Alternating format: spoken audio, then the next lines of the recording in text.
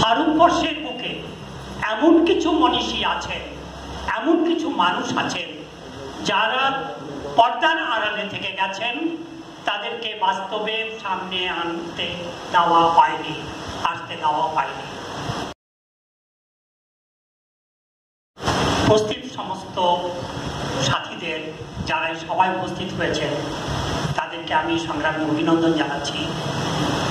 আর এই বিষয়ে কথা বলার জন্য আমাকে ডাকা হয়েছে ঠিকই, কিন্তু প্রথমেই উল্লেখ করে দেওয়া দরকার যে আমি কোনো লেখক কিংবা তেমন কোনো ব্যক্তি নয় যে আমি আপনাদের সামনে সেইভাবে উপস্থিত করব। আমার কিছু ব্যক্তিগত জীবনের ধারণা, সেই ধারণার থেকে আমি আমার এই রাস্তা শুরু করেছি, এই পথ শুরু করেছি। সে পথটা খুব কঠিন, যে পথটায় চলতে হলে আমাদেরকে অনেক ওঠানামা দেখতে হয়, আমাদের অনেক লড়াই করতে হয়। তাই যুক্তিবাদী সমিতির তরফ থেকে, ভারতীয় বিজ্ঞান ও যুক্তিবাদী সমিতির তরফ থেকে আমাদের কাছে যে সহযোগিতার হাত বাড়িয়েছেন এবং স্বাস্থ্যের পাঠশালা, দুজনে মিলে যে উদ্যোগ আমরা নিয়েছি, অনেক ওঠানামার মধ্য থেকে আজকের দিনটাকে ঠিক করা নিয়েও আমাদের কাছে অনেক বাধা বিপত্তি ছিল, তা সত্ত্বেও আমরা করতে পেরেছি। সেই জায়গায় দাঁড়িয়ে আমরা বলতে পারি যে ভারতবর্ষের বুকে এমন কিছু মনীষী আছেন, এমন কিছু মানুষ আছেন যারা পর্দার আড়ালে থেকে গেছেন, তাদেরকে বাস্তবে সামনে আসতে দেওয়া হয়নি। যুগ যুগ ধরে চলে আসা ব্রাহ্মণ্যবাদী ব্যবস্থার মধ্যে আমরা যে কিভাবে নিপীড়িত হয়েছি, কিভাবে আমরা নির্যাতিত হয়েছি, সে বিষয়ে আপনাদের সবার জানা আছে। কিন্তু এই সংগঠনে যখন আমরা কোনো অনুষ্ঠান করতে আমরা যখন লোককে অনুরোধ করেছি আসার জন্য, কিছু লোক আছেন যারা আমি বলতে পারি তারা দলিত আন্দোলন কিংবা এই ধরনের আন্দোলন নিয়ে কাজ করছেন বাংলায়। তাদেরকে আমি যখন জিজ্ঞাসা করেছি যে আপনারা আসুন, তা আমার কাছে তিনি একটা প্রশ্ন করেছেন, আপনারা যেহেতুগুলো লোক ডেকেছেন কিংবা যারা এখানে বলতে এসেছেন, তাদের মধ্যে অনেকেই তো ব্রাহ্মণ। আমি বললাম যে এই যে ব্যাপারটা, যে ব্রাহ্মণ্যবাদীকে কাকে আমরা ব্রাহ্মণবাদী করব? সারনেম দেখেই কি আমরা ব্রাহ্মণবাদীর কথা বিস্তার করব? যদি আমার সারনেম হয় ব্যানার্জি কিংবা ঠাকুর, তবে কি আমি ব্রাহ্মণ্যবাদীর পক্ষে নয়, ব্রাহ্মণদের পক্ষে? কিংবা আমি যদি কোনো একজন মিস্ত্রি কিংবা কোনো এই ধরনের কোনো থাকি, তারাই কি শুধু এর পতাকা উত্তোলন করবেন? উনি তার জবাব দিতে পারেননি। আমার কাছে প্রশ্ন হচ্ছে, আমি তাকে একটা কথা বলেছি, ব্রাহ্মণ্যবাদী বলতে বোঝায় যারা ব্রাহ্মণ্যবাদের পক্ষে দাঁড়িয়ে কাজ করেন, তারা ব্রাহ্মণ্যবাদী। আর যারা ব্রাহ্মণ্যবাদীর বিরুদ্ধে লড়াই করেন, তার সারনেম থেকে কখনো বিচার করা যায় না যে সে দলিত রাজনীতির নায়ক কিংবা সে দলিত রাজনীতি। এই কথাটা আমাদেরকে বুঝতে হবে। তাই যদি হয়, আমি তাকে জিজ্ঞাসা করেছিলাম যে আপনারা কি বিদ্যাসাগরকে কি বলবেন, আপনারা মাইকেল মধুসূদন দত্তকে কি বলবেন? প্রশ্নটা এখানে আমার দর্শকদের কাছে কিংবা শ্রোতাদের কাছে আমার এই প্রশ্ন রাখলাম যে ব্রাহ্মণ্যবাদী বা মৌলবাদী কারা, এটা প্রথমে আপনারা ভেবে দিন। দ্বিতীয় কথা হচ্ছে যে আমার জীবনের অভিজ্ঞতা থেকে আমি যখন এখানে ছিলাম, যখন আমি এখানে কোনো বিশেষ রাজনৈতিক দলে কাজ করতাম হয়ে দেখেছি, তারা এই মৌলবাদী, এই ব্রাহ্মণ্যবাদীর বিরুদ্ধে কথা বলতে তারা ভয় পায়। কেন ভয় পায় আপনারা জানেন? কারণ সেখানে একটা বড় ভোট ব্যাংকের কাজ থাকে, আশা থাকে।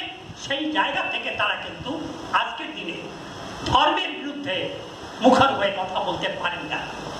এবং তার ফলে কি হয়েছে যে নিপীড়িত শ্রেণী, বঞ্চিত শ্রেণী, দলিত সম্প্রদায় থেকে আমাদের দেশে যারাই উঠে এসেছেন, তাদেরকে আমরা জাতীয় স্তরের নেতৃত্বের স্থানে বসাতে পারিনি। সেজন্য আমি দেখেছি উত্তর ভারতে গিয়ে, উত্তর ভারতে যাওয়ার পরে আমি যখন কোনো সংগঠনে কাজ করি, মাল্টিন্যাশনাল কোম্পানি চাকরি করি, সেই সুবাদে আমি আমার বৃহত্তর পরিসর, ভারতবর্ষের বৃহত্তর অবস্থাটাকে বিশ্লেষণ করতে সুবিধা হয়েছে। আমরা যারা আজকের দিনে ভারতবর্ষের বুকে বিভিন্ন সংগঠন কিংবা বিভিন্ন রাজনৈতিক নিয়ে সংঘর্ষ করছি, যে কোনো মানুষের সমস্যা নিয়ে লড়াই করছি, ট্রেড ইউনিয়ন ফ্রন্টে কাজ করছি, তাদের কাছে একটা সবচেয়ে বড় সমস্যা কি জানি, যে তারা ভারতবর্ষের যে চরিত্র, শ্রমজীবী মানুষের যে চরিত্র, সেই চরিত্রটাই ব্যাখ্যা করতে পারে। কেন পারেননি? কারণ আজও ভারতবর্ষের অন্য প্রান্তে, দক্ষিণ ভারতের পেরিয়ার উত্তর ভারতে স্থান পায়। পূর্ব ভারতে আমি এখানে যখন রামায়ণের 14টা নিয়ে যে বইটা আছে, আমি যখন অনুবাদ করে মানুষের কাছে গেছি, 90% লোক পেরিয়ারের নামই শুনে। এই যে আমাদের কাছে দুবিধা, এই যে আমাদের কাছে অজানা সত্যের যে সন্ধান, সেই সন্ধান খুঁজে পাওয়ার জন্য আজকে আমরা যে উদ্যোগ নিয়েছি, আমরা ভারতবর্ষের বিভিন্ন প্রান্তের দলিত আদিবাসীদের নিয়ে, যা সংখ্যালঘুকে নিয়ে যে লড়াই করেছেন যারা, তাদের নিয়ে আমরা বারবার সভা আয়োজন করব এবং সেখানে আমরা প্রত্যেকের দাঁড়িয়ে থেকে বুঝিয়ে দেবো ভারতবর্ষের মানুষকে যে ভারতবর্ষের মানুষের যে নেতৃত্ব যারা দিয়েছেন, তাদের মধ্যে তাদের অবদান কতটা, যারা এই লড়াইতে ছিলেন। যদি প্রশ্ন ওঠে পেরিয়ারের ব্যাপারে, পেরিয়ার কেন এই জায়গায় আসলেন? পেরিয়ার তো একজন সম্ভ্রান্ত পরিবারের ছেলে ছিলেন, প্রচুর পরিমাণে পয়সা কামাতেন, তার প্রতিপত্তি ছিল ইউরোপে, তিনি আসলেন। তার অভিজ্ঞতার থেকে, আমি উত্তরপ্রদেশে ছিলাম, জাতিবাদী ব্যবস্থার এত ভয়ঙ্কর রূপ, পেরিয়ার তো 100 বছর আগে 1904-8 সালে যখন গিয়েছিলেন তখন তার কথা বলেছেন। আমি তো আজকের ভারতবর্ষের উত্তর ভারতে দাঁড়িয়ে বলতে পারি যে এখনো যদি আপনি উত্তর ভারতে যান, আপনাকে প্রথমে জিজ্ঞেস করা হয় আপনি কোন জাতের।